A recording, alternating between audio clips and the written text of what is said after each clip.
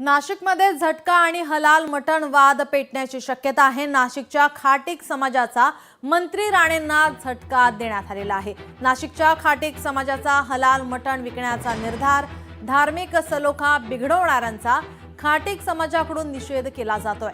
खाटीक समाजाला कुणाच्याही प्रमाणपत्राची गरज नाही।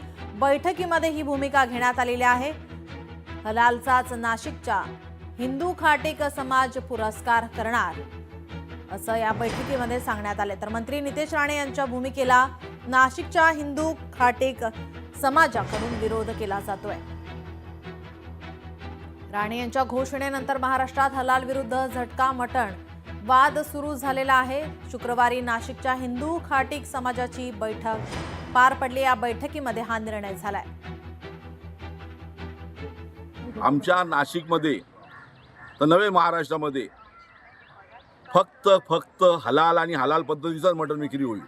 त्याचं कारण असं की झटका मटण हे अशुद्ध असतं, ते इलेक्ट्रिक शॉकने दिलं जातं। त्याच्यामुळे तिथले जे आतमधले जे रक्त आहे ते प्रवाहित राहत नाही, ते जळून जातं आणि विषारी अशुद्ध रक्तसुद्धा खाण्यामध्ये येऊ शकतं। त्यामुळे रोगबाधा होऊ शकते आणि अशा पद्धतीचं मटण हे महाराष्ट्रामध्ये स्वीकारलं जात नाही। हलाल पद्धतीनं स्वच्छ करून ते मटण जे विकतो आम्ही तेच योग्य आहे।